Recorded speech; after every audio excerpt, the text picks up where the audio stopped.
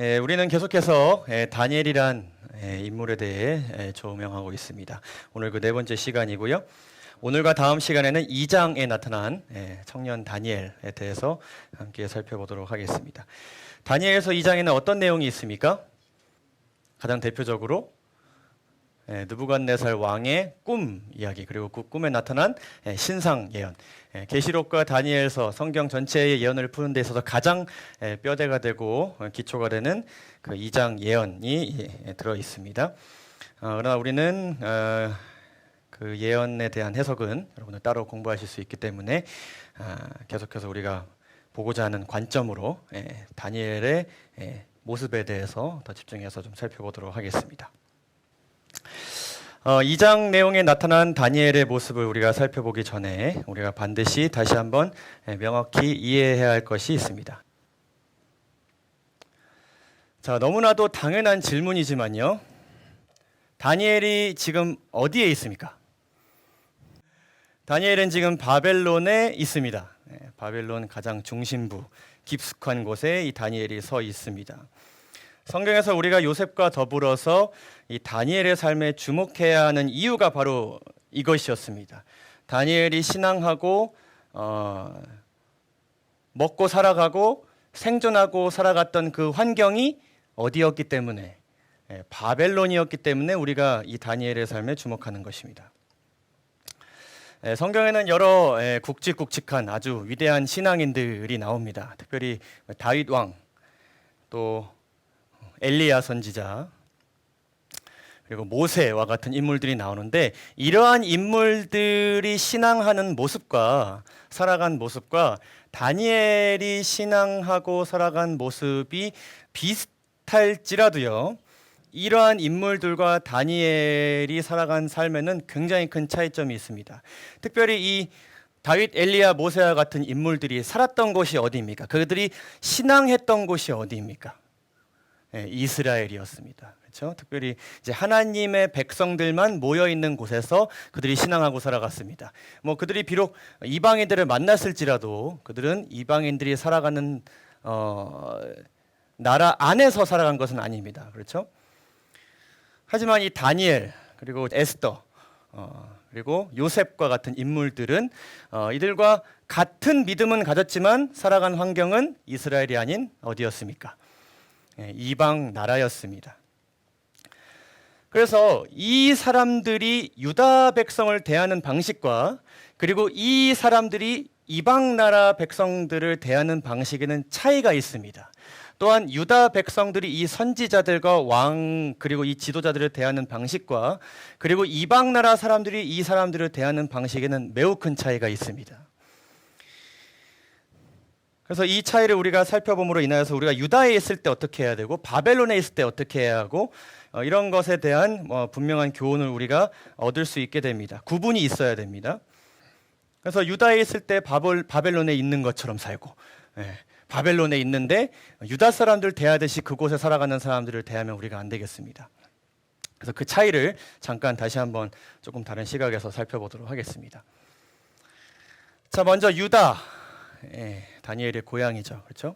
이스라엘이라고도 하고, 아브라함 족속들이 사는 나라라고도 할 수 있겠습니다. 자, 이 유다 나라와 바벨론의 차이점을 다시 한번 좀 살펴보겠습니다. 자, 유다는 개혁의 대상입니다.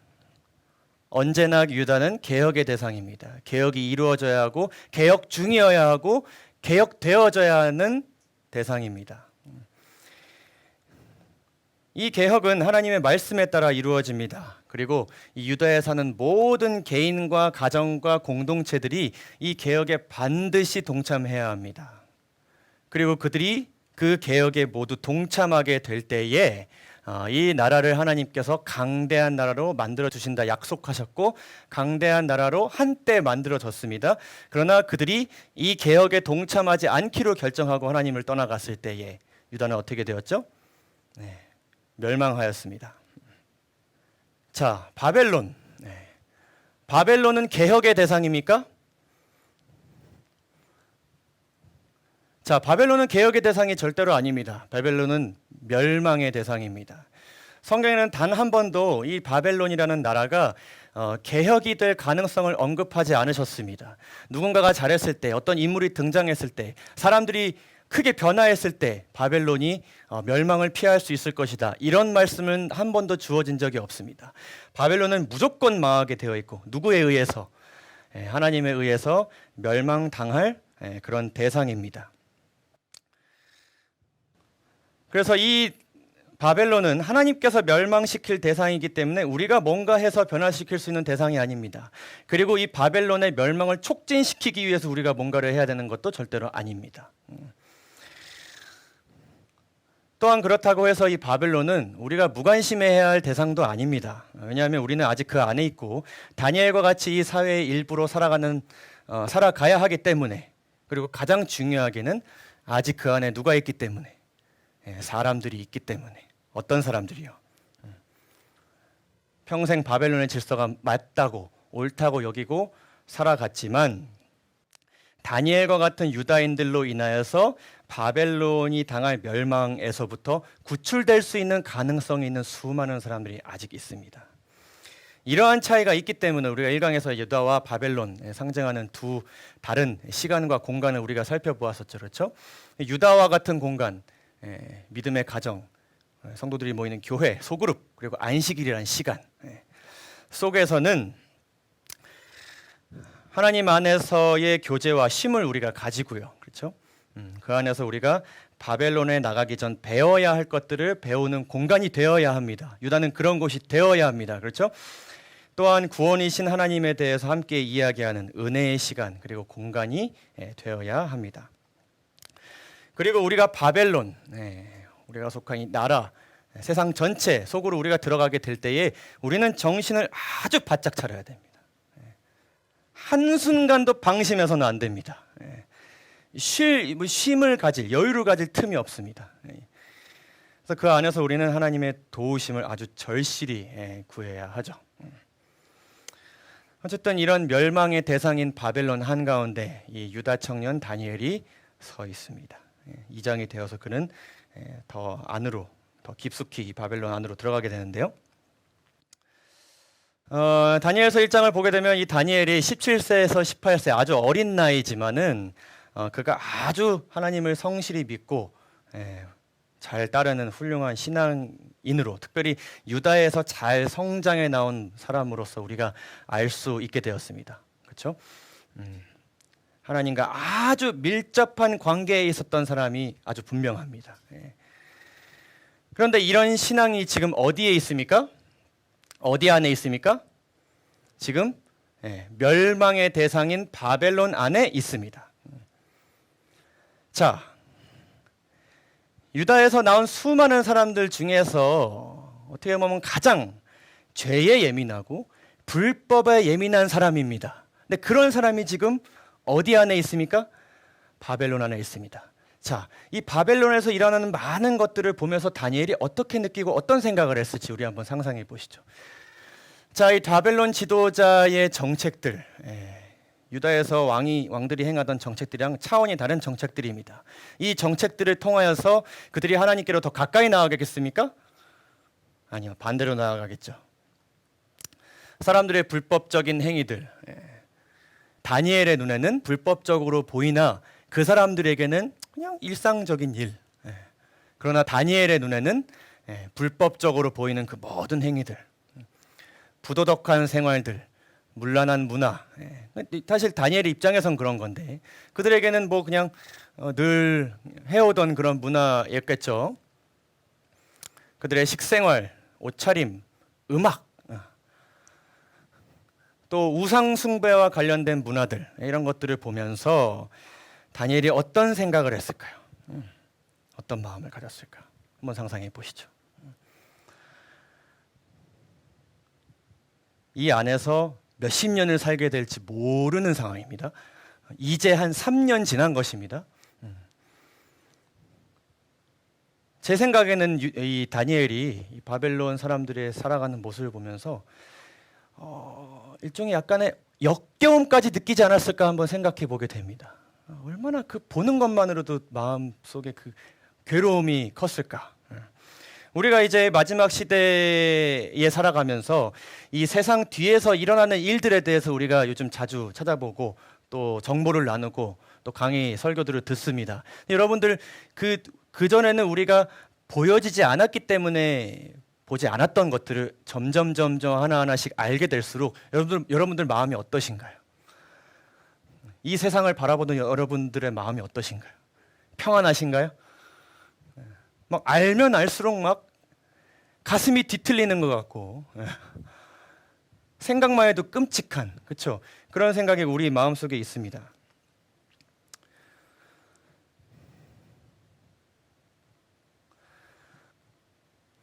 제가 고등학교를 한 10 몇 년 전에 캘리포니아 미국에서 제가 3년을 보냈는데요. 여러분들 많이 아시겠지만 제가 그곳에서 이제 고등학교를 다닐 때 전교생이 한 3,000명 정도 되는 공립학교를 제가 다녔습니다. 근데 이 공립학교에서는 2달에 한 번씩 어떤 행사를 하냐면요, 학교 파티를 열어줍니다. 이 파티라는 것은 그냥 뭐 이렇게 선생님들 또 학생들 모여서 이렇게 재미있게 서로 교제를 나누고 그렇게 하는 행사인데, 뭐 이렇게 풍선 달아놓고 이렇게 과자 갖다 놓고 이렇게 다과를 나누는 그런 행사가 아닙니다. 이 사진에서 보시듯이 둠칫 DJ 불러가지고요, 아주 광란의 파티를 하는 것입니다. 학교에서 이런 행사를 열어주는 것입니다. 제가 이제 친구들이 조금 생기고 여기에 가자 그래서 이게 옷을 착 뺏고 이제 갔습니다. 제가 상상하는 그런 행사가 아니었어서 어쨌든 조금 당황스럽긴 했지만, 들어가서 제 이제 친구들과 선생님들이 이제 노는 이 모습을, 광경을 제가 목격을 하게 되었는데, 그냥 뭐 이렇게 건전하게 춤추는 거 아닙니다. 온갖 뭐 애정 행각부터 시작해서 거기에 뭐 이렇게 약간 이제 동성애자들도 있고요. 우리 제 화학 선생님이 동성애자셨는데 여자이신데 여자친구 데려오셔갖고 막 이렇게 애정 행각을 하고 계시고, 저는 이제 모태교인에다가 목사님 아들을 노래방에 발을 들이놓는 것도 벌벌 떨면서 그렇게 살았던 사람에다가 한국산 욕 나오고 그랬던 제가 이 안에 들어갔을 때 어떠했을까요? 처음 느낌, 숨이 막혀오는 것을 제가 느꼈습니다. 숨쉬기가 힘든 그 느낌. 이런 문화가 있으리라 상상은 했지만 실제로 이렇게 이런 문화가 있다는 것을 제가 보게 되었을 때의 그 충격. 다니엘은 제가 느낀 그 충격보다 몇만 배 더 컸을 것이고, 그리고 저는 이렇게 뭐 몇 년 경험하고 나왔지만은 다니엘은 이곳에서 수십 년을 살았습니다. 다니엘의 눈에 보였던 그 바벨론의 모든 것들이 다 잘못되어 보였을 것입니다. 다 하나도 옳은 것이 없어 보였을 것입니다. 자, 이런 다니엘이 그 바벨론 속에서 유다의 후예로서 또는 하나님의 선택된 백성으로서 바벨론 사람들을 보았을 때에 가질 수 있었던 하나의 사상이 있습니다. 우리가 이것을 좀 살펴보도록 할 텐데요. 이 사상을 토대로, 이러한 생각을 토대로 바벨론 사람들을 바라볼 수 있었습니다. 그것이 바로 무엇인가 하면은 오늘 제목에서 나왔던 선민 사상이라는 것입니다. 선민 의식이라도 하고요. 자, 이 선민 사상이란 무엇인가? 특별히 이 한국 민족 문화 대백과사전에 나온 이 선민 사상의 정의를 한번 보도록 하겠습니다. 이 백과사전은 한국정신문화연구원이라는 곳에서 만든 것인데, 특별히 이 세상을 널리 이롭게 한다는 우리나라의 어떤 정신이요? 건국정신, 홍익인간의 정신을 가장 중요하게 생각하는 역사학자들이, 우리나라 역사학자들이 만든 그런 백과사전인데, 그들이 내린 선민사상, 선민의식 어떻게 정의하고 있나, 다 맞는 내용은 아니지만 참고하시면서 한번 보시면 좋겠습니다. 일단 정의는 이렇습니다. 특정 민족이 신이나 신적 존재에 의해 선택되고 구원된다는 사상, 우리가 이미 알고 있는 선민 사상의 정의이죠. 자, 이것에 대해서 이렇게 좀 길지만 읽어보도록 하겠습니다. 사회 계급이 발생한 청동기 시기에 이미 선민 사상을 바탕으로 한민족 건국 신화가 등장하였다. 우리가 이주환 목사님 통해서 문명의 탄생에 대해서 살펴보았는데 그 여러 문명들이 탄생하면서 그 문명마다 한민족 건국 신화, 우리나라도 건국 신화들 많이 있죠. 가 등장하였다. 자신이 사는 땅을 세계의 배꼽, 세상의 중심, 태양의 아들, 해가 뜨는 곳이라고도 하거나 자신의 민족이나 집단은 세상을 창조하고 지배하는 최고의 신의 후손이라는 등 자신들을 스스로 어떻게 하였다? 신성화하기 시작하였다. 고대 제국들의 형성과 관련해서도 다양한 선민 사상들이 등장하였다. 그리스 로마 제국의 사람들은 자신을 문명인이라 여겨 주변 민족들을 야만인을 뜻하는 바바리안이라고 불렀으며 고대 중국인들은 자신의 왕은 하늘의 아들, 자신이 사는 땅은 중원이라고 하였으며 주변 민족들을 모두 오랑캐라고 어떻게 하였다? 비하하였다. 그러한 모습이 현대 사회에서도 계속된다고 이야기합니다. 현대 세속 사회에서도 특정 집단이나 계층을 누가요? 선민 사상을 가진 하나의 집단이 특정 계층을 악의 축으로 인식하여 배제하거나 탄압하고 있으며, 여기서 또 중요합니다. 종교에서는 자신들만이 절대 진리를 가지고 있다는 종교 근본주의 형태로, 인종에서는 특정 인종의 우월주의로, 국가에서는 맹목적인 애국주의로, 특정 집단이나 계층에서는 엘리트이즘으로 나타난다. 어떤 회사에서 더 능력이 있고 더 일을 잘하는 사람들이 그렇지 못하는 사람들과 이렇게 계급을 나누어서 살아간다. 우리가 흔히 볼 수 있는 우리 주변의 모습들이죠. 그렇죠? 근데 여기서부터 굉장히 중요합니다. 이 사전에서 뭐라고 이야기하냐면 선민 사상의 전형, 가장 대표적인 예는 어디에서 볼 수 있다? 유대교의 이스라엘 민족에서 볼 수 있다. 이스라엘 민족이 하나님에게 충성하고 그 계명을 따르면 신은 그 대가로 그들을 지켜주고 축복한다는 신과의 계약에서 출발한다. 자, 여기서 말하는 계약은 무엇입니까? 우리가 지금 계속 살펴보고 있는 하나님께서 인간과 맺으신 언약에 대해서 이야기하고 있는데, 우리가 성경에서 보는 그 언약의 개념이랑은 틀립니다. 그렇죠? 이 언약이 형성되는 출발은 우리가 계명을 지킴으로써 시작되는 것이 아니라 먼저 다가와 주셔서 우리를 구원하신 하나님의 은혜로 시작된다. 근데 어쨌든 이 사람들이 이 유대교 이스라엘 민족 사람들의 살아가는 모습을 보고 이렇게 느꼈던 것 같습니다. 유대교를 비롯한 모든 종교는 나름의 선민 사상을 가지고 있지만 그리스도교와 이슬람교와 같은 서구의 유일신 종교, 하나의 신만을 믿는 종교에서는 신의 유일성과 전능성, 우리 신만이 모든 것을 할 수 있다는 것을 강조하기 때문에 선악의 이분법적인 개념, 우리는 선이고 다른 사람들은 뭐다? 악이다. 이렇게 적용되는 만큼 배타적인 선민 사상으로 나타나기도 한다.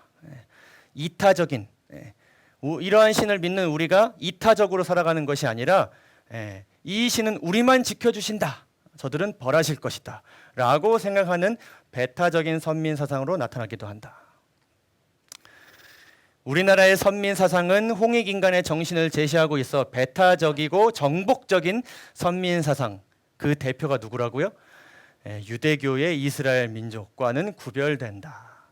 선민 사상은 자신만이 진리를 독점하고 옳고 선하다는 교만과 오만의 문화들이 등장하는 사상적 배경이 되기도 한다. 특히 선과 악의 이원론적인 인식, 세상에는 선과 악만 존재한다는 그러한 인식에 의해서 다른 집단이나 민족을 무시하거나, 여기서 뭐라고요? 사악한 무리로 간주하는 것은 문제가 많다, 이렇게 얘기합니다. 사실 우리가 믿는 이 하나님의 말씀, 언약, 이것은 사상이 아니죠. 그렇죠? 진리죠. 사람의 해석에 의해서 내용이 바뀌지 않습니다. 사상은 사람의 풀이에 의해서 바뀌지만요. 그러나 그것을 믿는 사람들에 의해 나타나는 선민 사상이 특별히 유대교에 의해서는 이것이 이렇게 잘못되게 문제가 많게 보여진다라고 이 사람들이 이렇게 정의하고 있는 것입니다. 여러 가지 생각이 드시죠? 자, 그러면 여기서 강조하고 있는 이 잘못된 선민 사상, 내가 더 옳은 위치, 우월한 위치, 더 나은 위치에 있음으로써 다른 사람들을 낮은 계급으로 대하는 이 사상, 어떤 누구의 정신에서 왔을까요? 이것은 분명히 사단의 정신입니다.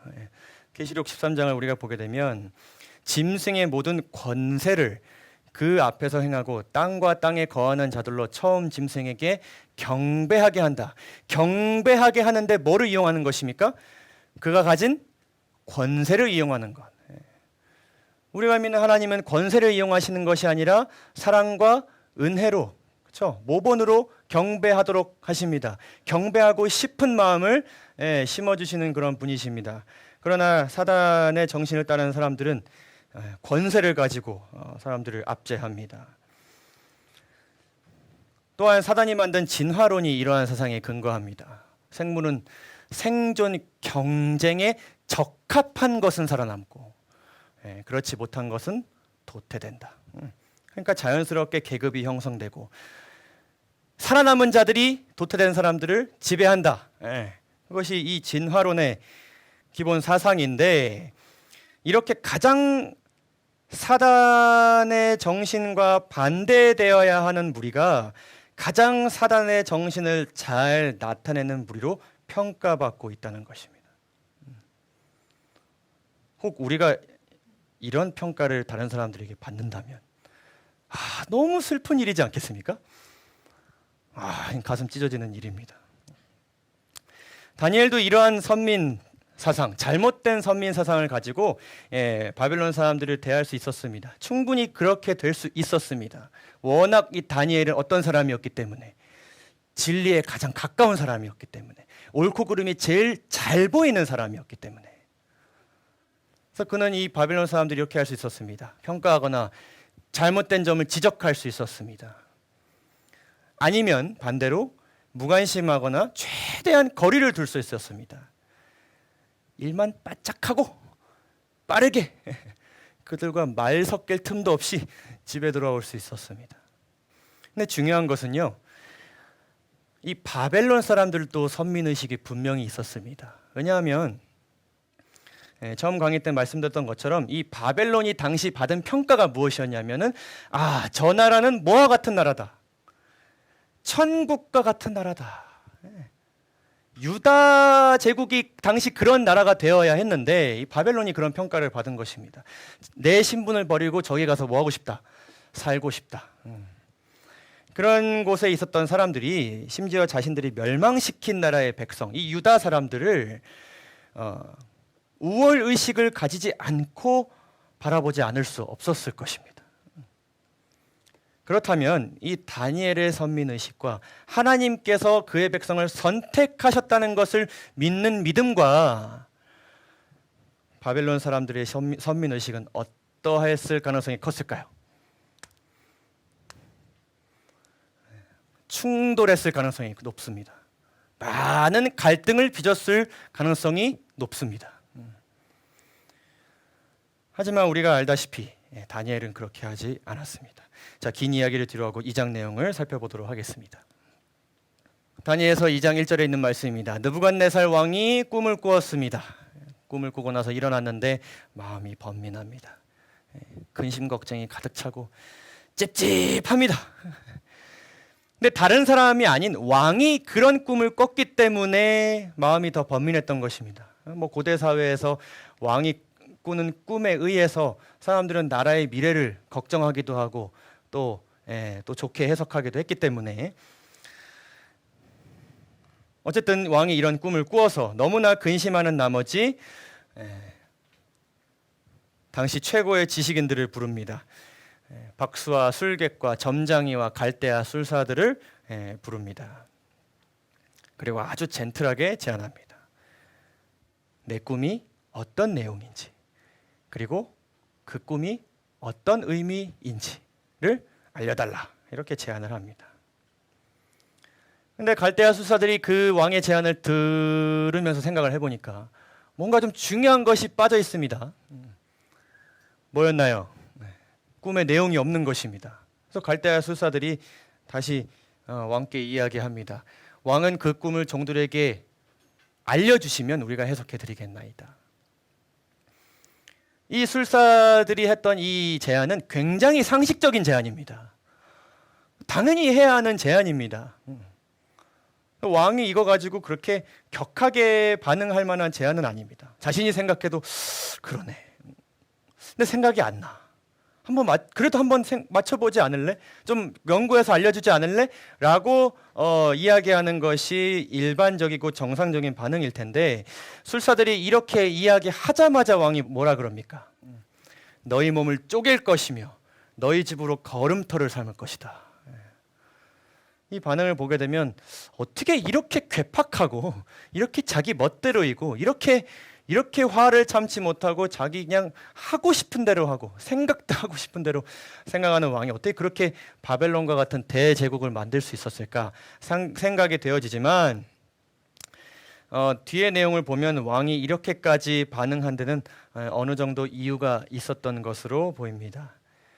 8절부터 있는 말씀을 보시게 되면 내가 분명히 아노라 너희가 나의 명령이 내렸음을 보았으므로 시간을 천연하려 함이로다. 시간을 질질 끌려 함이로다.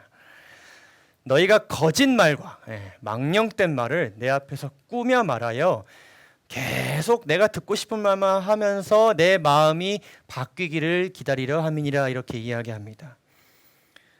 그래서 아마도 이 느부갓네살 왕은 진실을 말하기보다는 왕이 듣고 싶은 말만 이렇게 꾸며서 거짓말을 자주 하던 이 지식인들의 행태에 아주 진절머리가 난 것으로 보여집니다. 그래서 이참에 이 왕이 본보기를 주고 싶은 것인지 진짜로 죽이고 싶었던 것인지 그건 우리가 알 수 없지만 어쨌든 이렇게 명령합니다. 바벨론 모든 박사를 다 멸하라.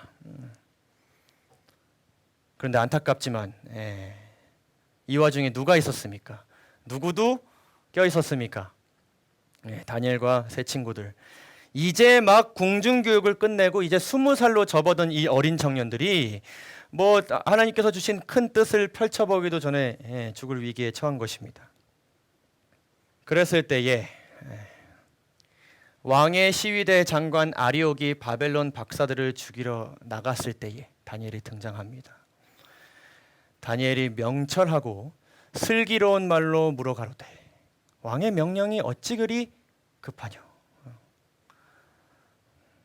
자, 여기서 명철하고 슬기로운 말 어떤 말이었을까요? 우리가 1장에서 살펴보았는데 어떤 태도? 굉장히 예의 바른 태도. 특별히 자신이 옳다고 여기는 것을 할지라도 왕의 진미를 먹겠다고 결정했을지라도 바벨론의 질서를 따라 특별히 왕의 명령을 따라 어쩔 수 없이 행하는 이 환관장과 이 아리옥의 삶을 그 위치를 존중해주는 태도. 아무리 그들이 하는 것이 죄된 모습으로 보일지라도 그들의 삶을 가볍게 여기거나 함부로 여기지 않고 신중하게 상대방을 배려하는 태도. 그가 그러한 태도로 아리옥에게 이렇게 이야기하고 있습니다. 그리고 성경에서 기록하지는 않지만 분명 1장에서처럼 다니엘이 이렇게 말하였을 때에 아리옥의 마음에 이 다니엘을 긍휼과 은혜로 대해야겠다는 마음을 누가? 하나님께서 분명히 주셨을 것입니다. 자, 그런데 중요한 것은요, 이 다니엘이 이런 자세와 태도로 아리옥에게 다가간 이유가 무엇입니까? 목적이 무엇이었을까요? 자, 다니엘이 아리옥에게 내가 왕의 꿈의 내용과 해석을 보여줄 테니 좀만 기다려주세요. 왕을 좀 잘 설득해 주세요 라고 이야기한 후에 그의 세 친구들을 찾아가서 이러한 부탁을 하죠. 하늘에 계신 하나님이 이 은밀한 일에 대하여 긍휼히 여기사 자기 다니엘과 동무들이 바벨론의 다른 박사와 함께 죽임을 당치 않게 하시기를 구하라. 어떻게 하기 위해서? 나와 내 동무들이 살게 하기 위해서. 우리는 여기서 이 다니엘의 생존 본능, 생존하고자 하는 의지를 우리가 보게 됩니다. 나중에 이제 다니엘서에 나오는 여러 사건을 우리가 기억하게 될 때에 다니엘이 이렇게 자기 살라고 이렇게까지 했다고? 조금 의아한 생각이 들게 하는 그런 이야기인데, 이 동기에 대해서 화인 여사는 이렇게 증언합니다. 하나님께서 자기들을 그곳에 있게 하셨고, 바벨론에 있게 하셨고, 그들은 하나님의 사업을 행하고 있으며 맡은 임무를 잘 수행하고 있다는 생각으로 그들의 신앙은 강하였다. 고통과 위험의 때에 그들은 항상 하나님께 지도와 보호를 구하였으며 하나님은 언제나 즉각적인 도움을 주셨다. 이제 그들은 참회하는 마음으로 특별한 도움이 필요한 이때에 그들을 구원해 주시도록 간구하였다. 자, 하나님께서는 이 다니엘과 세 친구들뿐만 아니라 아브라함과 언약을 맺으신 그때 이후로부터 그들이 뭐 필요할 때마다, 위험에 처할 때마다 방패가 되어 주시고, 그렇죠? 노예 상태인 그들의 그 부르짖는 소식을 들으시고 하늘에서부터 내려오셔서 구원해 주시고 구출해 주신 기억이 있고 역사가 있고 체험이 있습니다. 그렇죠? 그들이 그러한 것을 기억했고 다니엘 또한 그것을 분명히 기억했을 것입니다. 그래서 이 하나님을 그렇게 해주시는 하나님을 다니엘과 세 친구들은 어떤 이기적인 단순히 그냥 자기가 살기 위한 그런 목적이 아니라 하나님께서 주신 명령을 계속 지켜 나가려는 목적으로 구원을 간구했습니다. 살려주신다면 내가 누구를 위해 살겠습니다. 하나님을 위해 살겠습니다. 나를 구원하신 하나님을 위해 살겠습니다. 그렇게 했을 때 하나님께서 간구를 들으시고 꿈의 내용과 해석을 주셨죠. 그리고 나서 다니엘은 곧바로 해석과 꿈 내용을 가지고 누구에게로 달려갔습니까? 왕에게로 달려갔습니까?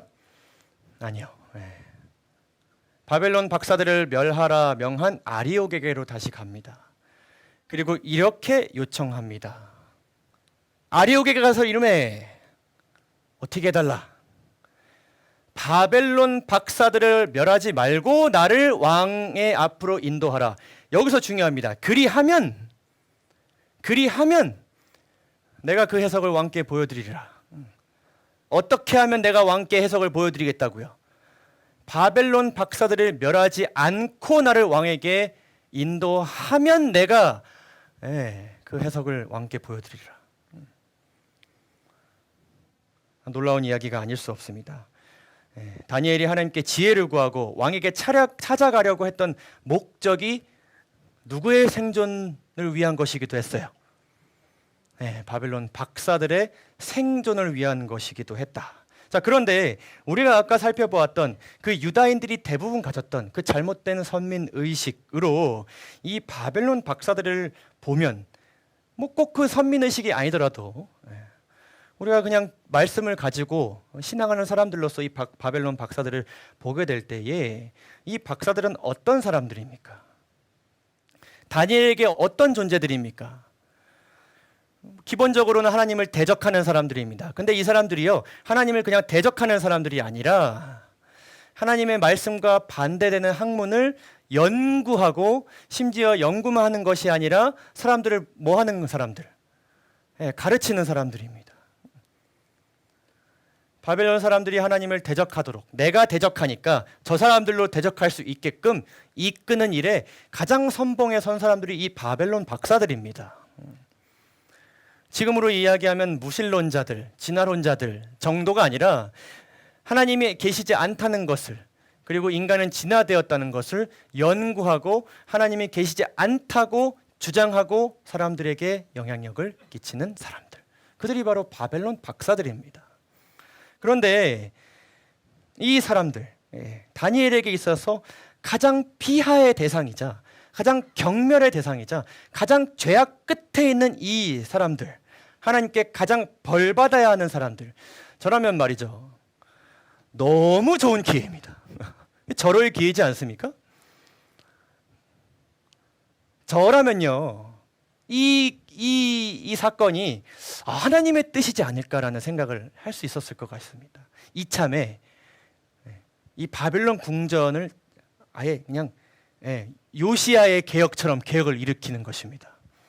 다 몰아내고 진실만을 얘기하는 나와 진실만을 알려주시는 하나님의 영향력 안에 이 바벨론과 바벨론 궁전을 그렇게 변화시켜 나가겠다. 하나님께서 그렇게 하시려는 뜻이 있으신가 보다라고 저라면 그렇게 해석했을 것 같습니다. 그러나 다니엘은 이런 사람들을 살리기 위해 내가 하나님께 그 위대한 해석을 받았다라고 이야기하고 있습니다. 자, 여기서도 우리가 두 가지를 생각해 보아야 할 텐데요. 자, 이런 사람들이 만약에 유다 안에 있습니다. 이런 사람들이 지금 이스라엘 민족들 사이에 있습니다. 그렇다면 다니엘은 이 사람들에게 어떻게 해야 했을까요? 이런 사람들이 유다에 있었다면 하나님은 이들을 어떻게 하셔야 했을까요?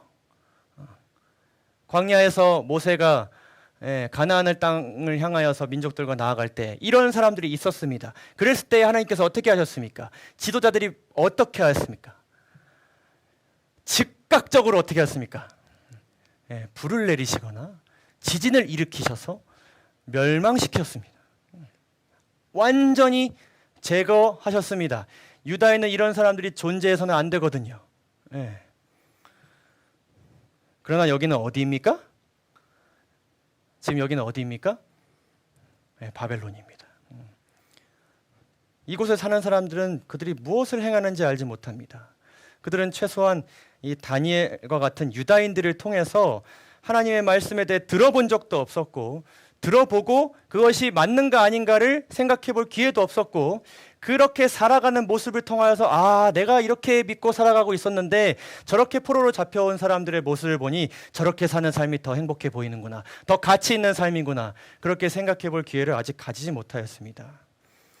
우리가 아브라함에게 주어진 하나님의 언약, 우리 지난주에 살펴보았던 말씀이죠. 28장 14절에 있는 말씀. 내 자손이 땅에 티끌같이 되어 내가 서쪽과 동쪽과 북쪽과 남쪽으로 퍼져나갈지며 땅의 모든 족속이 누구로 인하여? 너와 내 자손으로 인하여. 여기에 다니엘이 포함되어 있습니까? 내 자손으로 말미암아 복을 받을 것이다. 이것에 대해서 교과가 이렇게 설명했죠. 하나님께서 고대 이스라엘과 현대 영적 이스라엘을 택하신 이유는 구원을 독점하는 배타적인 무리, 아까 어디서 나온 표현입니까? 아까 그 백과사전에 나온 표현이지 않습니까? 그렇죠? 그런 무리가 아니라 세상의 복음의 기별을 전파하는 이타적인 도구로 부르신 것이다. 그러니 언약의 말씀을 마음에 새기고 바벨론 한가운데에 서 있는 이 다니엘의 눈에 보이는 이 바벨론 술사들은 어떤 사람들이었습니까? 나를 통하여 복을 받을 사람들, 복을 얻을 수 있을 그럴 가능성이 있는 사람들, 그럴 가능성이 있는 사람들이 지금 어떤 위기에 처해 있습니까? 당장 죽을 위기에 처한 것입니다. 그러니 이들이 어떻게 해야 됩니까? 살아야 합니다. 살아야 합니다. 생존해야 합니다. 살아야 하는 사람들로 이 다니엘이 본 것입니다. 잠언 22장 2절에 이런 말씀이 있습니다. 빈부가 섞여 살거니와 무릇 그들을 지으신 이는 여호와시니라. 바벨론 사회에 빈부 여러 사람들이 섞여 살고 있지만 그 모든 사람들은 하나님께서 어떻게 하신 사람들이라? 지으신, 창조하신 피조물들이라. 우리는 구원을 독점한 사람들이 아니고 구원을 먼저 경험한 사람들이다. 그랬을 때 이들은 구원을 아직 경험하지 못한 사람들이다. 그래서 이 다니엘은 올바른 그리스도인 선민 의식으로 바벨론인들을 바라보고 있었습니다. 자, 오늘 결론을 내보면요. 우리는 생존하기 위해 애써야 합니다. 우리는 죽기를 각오하고 살아야 하면서 동시에 생존하기 위해 애써야 합니다. 단, 그 생존은 나를 멸망에서 건져주신 하나님의 말씀에 따라서 타인을 멸망으로부터 살리기 위한 최선의 생존이 되어야 합니다.